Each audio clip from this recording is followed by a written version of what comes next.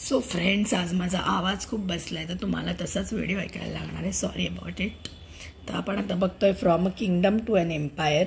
तर ह्याच्यामध्ये यांनी नोट दिली आहे की रोशनने जेव्हा नोटवरती त्याला जेव्हा हे दिसलं लायनचं चित्र तेव्हा तो बघतोय की हे काय आहे बरं.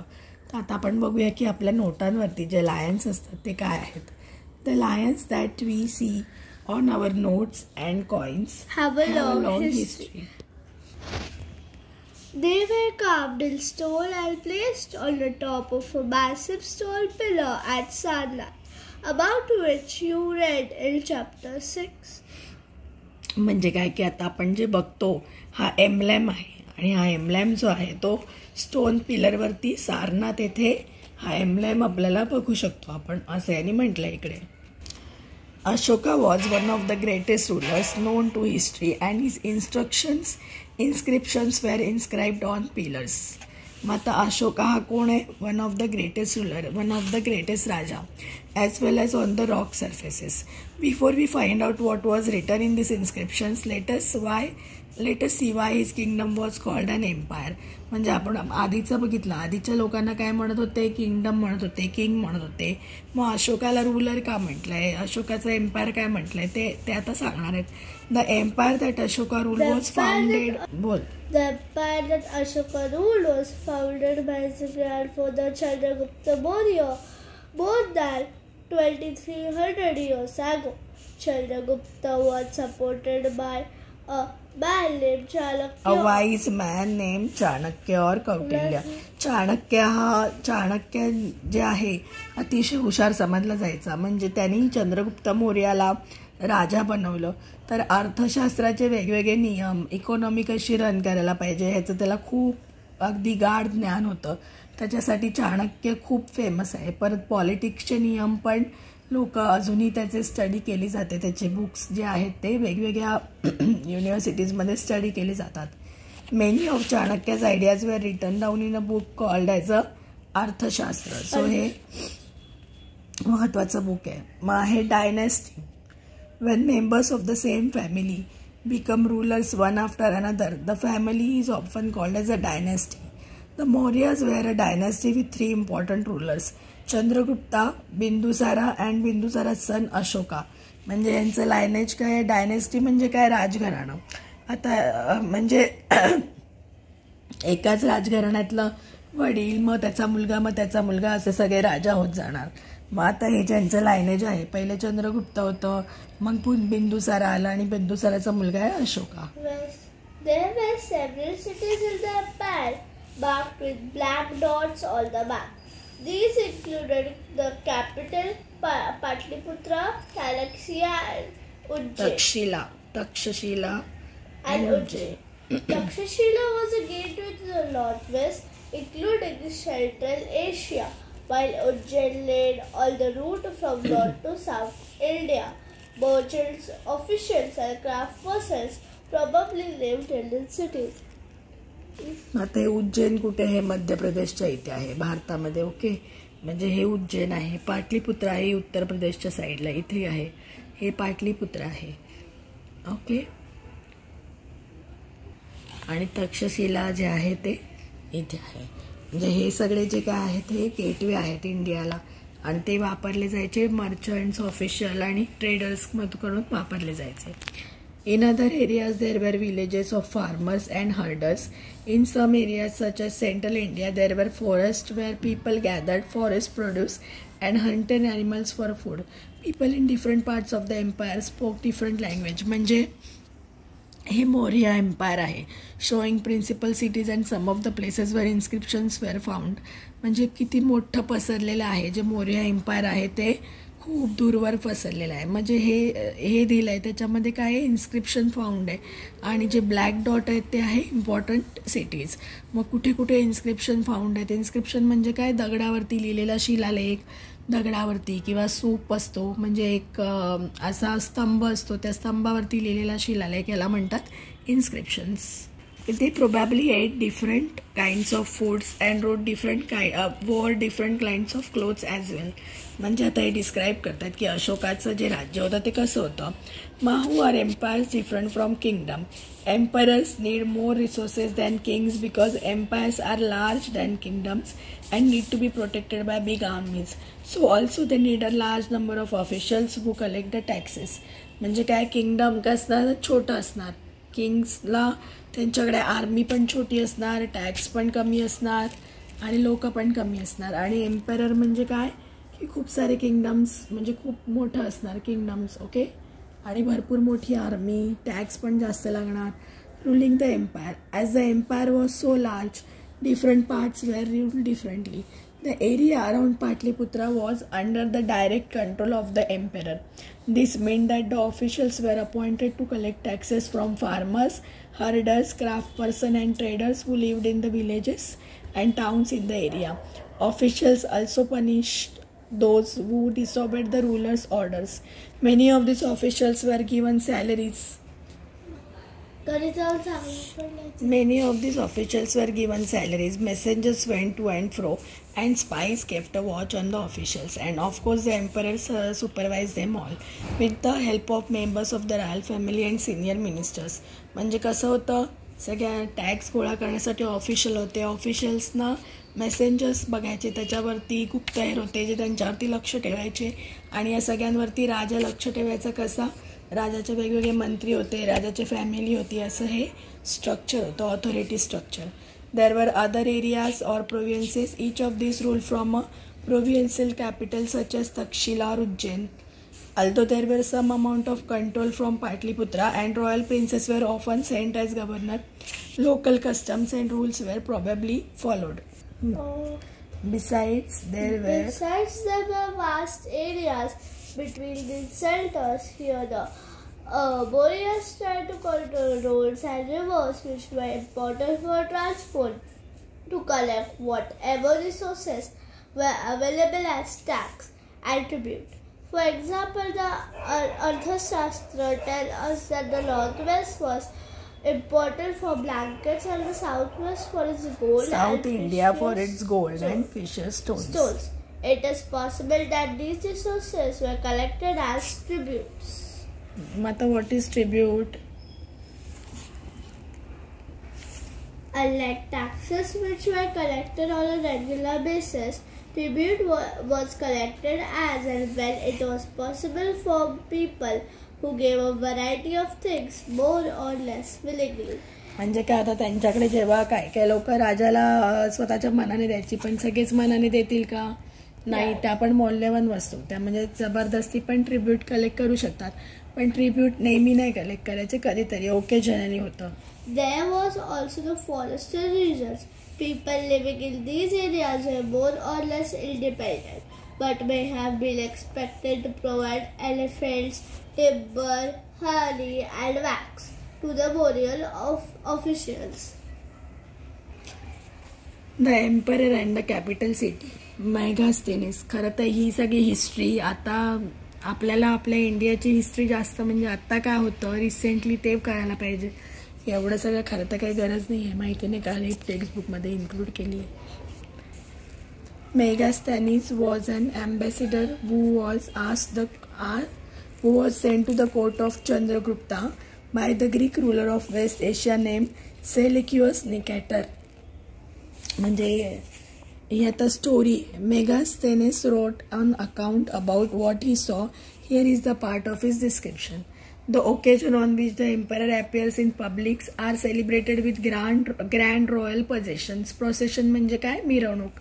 He is carried in a golden palanquin. Palanquin म्हणजे काय, मेणा. His guards ride elephants decorated with gold and silver. Some of the guards carry trees on which live birds, including a flock of 10 parrots, circle about the head of the emperor. The king is normally surrounded by armed women. He is afraid that someone may try to kill him. He has special servants to taste the food before he eats. He never sleeps in the same bedroom for 2 nights. हे का, कारण शेवटी राजेशाही होती, बरोबर. कोण ना कोण कंटाळणार किंवा दुसऱ्याला पण वाटणार की आपल्या हातात पण पॉवर यावी, म्हणून हे राजे एकमेकांना मारायचे. मग तसं आपल्याला होऊ नये आणि प्रोटेक्शन मिळावं म्हणून हे सगळे फॉलो व्हायचं. And about Pataliputra, modern Patna, he wrote, this is a large and beautiful city. It is surrounded by a massive wall. It has 570 towers and 64 gates. The house of 2 and 3 stories are built of wood and mud brick. The king's palace is also of wood and decorated with stone carvings. It is surrounded with gardens and enclosure for keeping the birds. म्हणजे काय, श्रीमंती होती सगळी.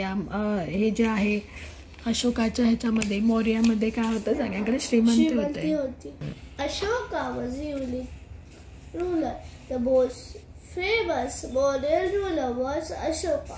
He was the first ruler who tried to take his message to the people through inscriptions. Most of Ashoka's inscriptions were in Prakrit and were written in Brahmi script. Ashoka's war in Kalinga. Kalinga is the ancient name of coastal Orissa. See map 5, page 63. Ashoka fought a war to conquer Kalinga. However, he was so horrified when he saw the violence and bloodshed that he decided not to fight any more wars. He is the only king in the history of the world who gave up conquest after winning a war. म्हणून त्याला शांतीदूत म्हटलं जातं. तो पण पहिले असाच होता, त्याला पण अजून हवं, एक किंगडम मिळालं, अजून दुसरं पाहिजे, तिसरं पाहिजे, असा तो खूप युद्ध करत गेला, खूप लोकांना मारलं. पण जेव्हा कलिंगाचं वॉर झालं तेव्हा त्यांनी सगळं प्रेताने खचाखच भरलेलं युद्धभूमी बघितली आणि त्याला एकदम डिप्रेशन आलं. आणि तेव्हा त्याला रिअलाईज झालं की या मारामारीत आणि लोकांना मारून आपण अजून किंगडम मिळवण्यामध्ये काय ठेवलंय.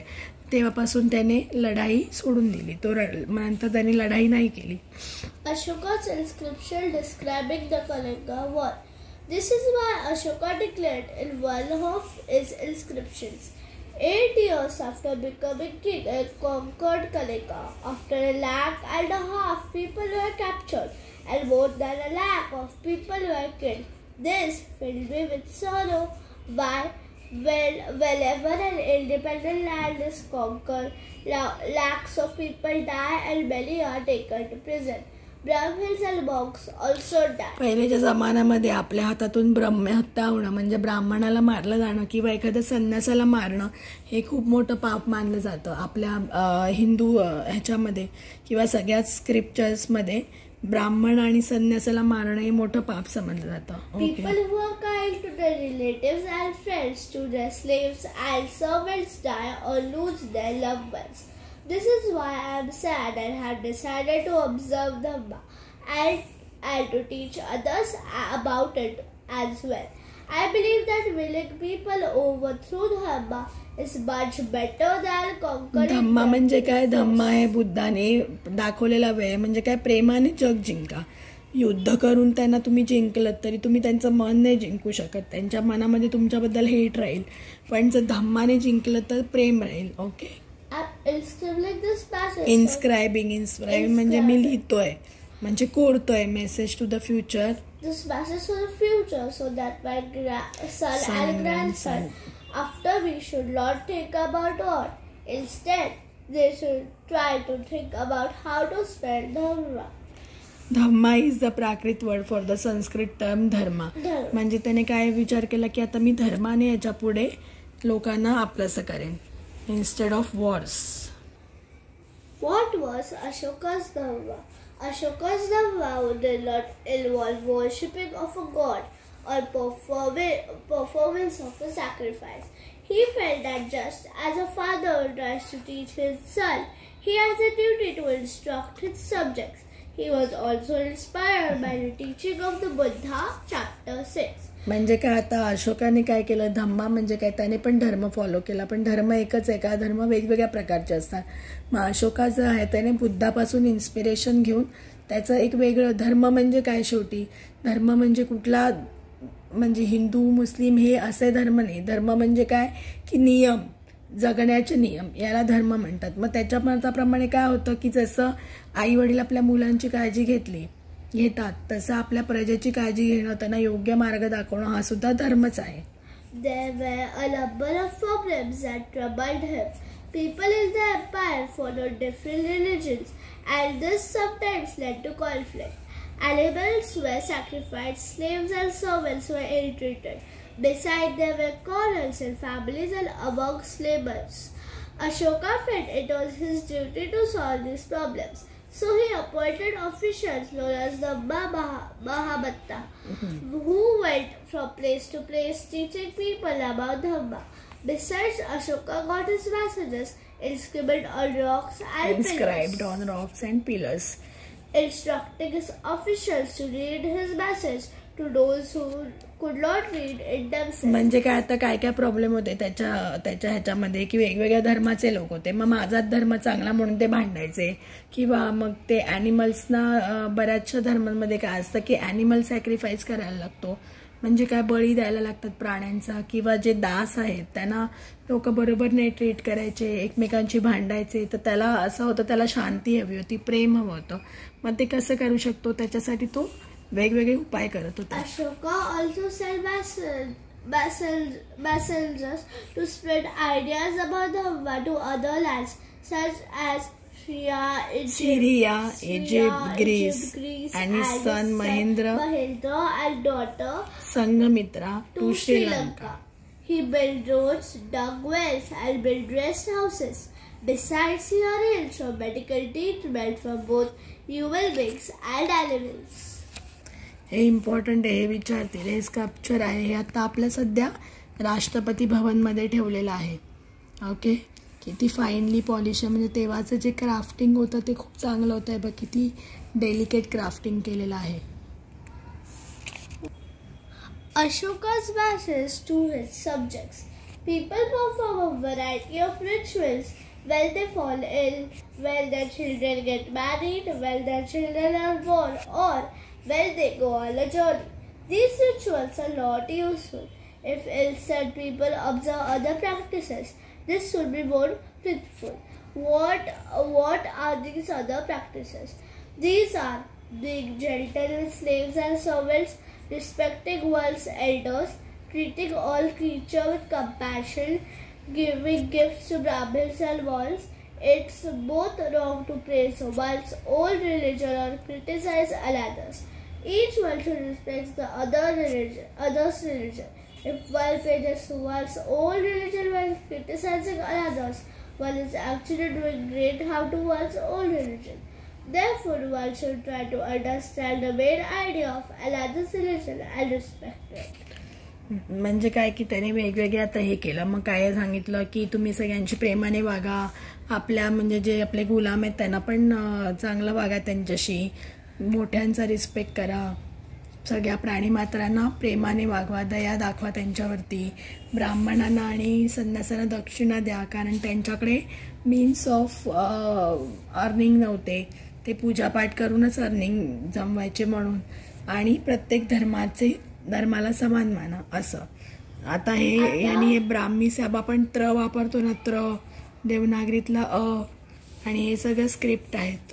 ओके, तर थोडक्यात हा जो धडा आहे ह्याच्यामध्ये काय सांगितलेलं आहे आपल्याला, from a kingdom to an empire. मग किंगडम आणि एम्पायरमधला डिफरन्स काय आहे, कोण मौर्य किंगडम जे होतं चंद्रगुप्त मौर्य, चाणक्याबद्दल सांगितलं गेलं आहे, त्यांचे इम्पॉर्टंट त्यांचे सिटीज कुठले होते, अशोकाबद्दल माहिती दिली गेली आहे, एम्पायरला रूल कसं करायचे ते सगळी माहिती दिलेली आहे, आणि अशोकाने आपला काय मेसेज स्प्रेड केला ही या धड्यामध्ये आपल्याला माहिती दिली आहे. आता आपण पुढच्या व्हिडिओमध्ये याचे क्वेश्चन आन्सर्स बघू आणि कीवर्ड्स बघू, व्हॉट आर द स्पेलिंग्स, जे लक्षात ठेवले की आपल्याला पूर्ण धडा लक्षात राहील. जर तुम्हाला आमचे व्हिडिओज आवडत असतील तर लाईक, सबस्क्राईब आणि शेअर करायला विसरू नका.